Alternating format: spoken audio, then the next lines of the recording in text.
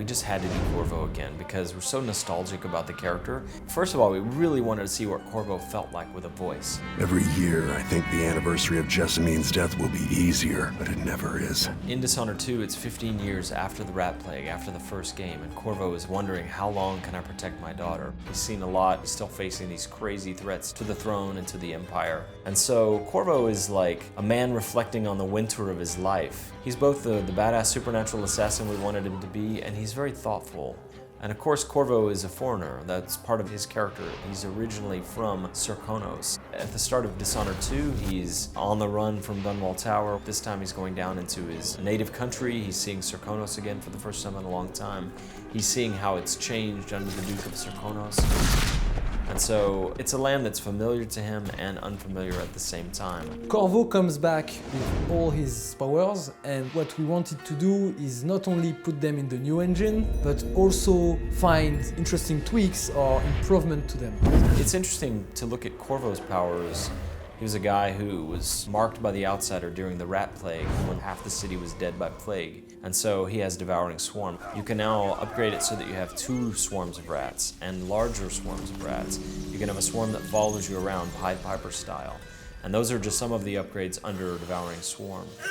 He's also a foreigner. He's from a different place and he never quite fit in Dunwall. And so he has the power of possession where he can literally embody someone else and walk around in their skin. We loved possession. It's this ability that allows you to physically enter a character or an animal at first and exit somewhere else. So you actually use the character or the animal as a vessel to move through the world. And we added some upgrades that allow you, for instance, to chain hosts. Another cool kind of weird upgrade is that you're now allowed to possess corpses if you choose this upgrade. Suddenly it's not about movement, it's about creating hiding spots for yourself. Each time you knock someone down or you kill him, it becomes a hiding place.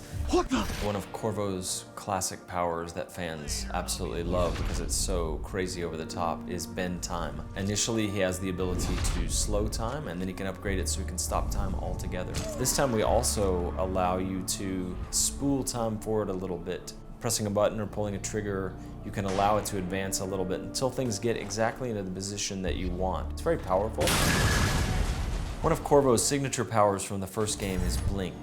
It's sort of a short-range teleport. When we were working on the DLC for Dishonored 1, we gave Dowd a kind of a redirective blink that allows you to move out into space, stop time, rotate, and continue your blink back in the direction you came or in another direction. And so we knew that's one upgrade we wanted to add to Corvo for Blink in the new game. And it really does allow players to explore their environment. It's not only about expanding the powers, but expanding them in a way that is fun, that allows for that kind of creative play. Plus the new system for the supernatural powers where we give upgrades for all of them and allow the player to go deeper on those and explore those mechanics and how they interact with stealth in combat situations. Players are really going to be torn. The new thing with Emily or the nostalgic thing with Corvo. Right now, if you asked me to choose between the two, I would be hard-pressed because I love them both. It's like choosing between your children.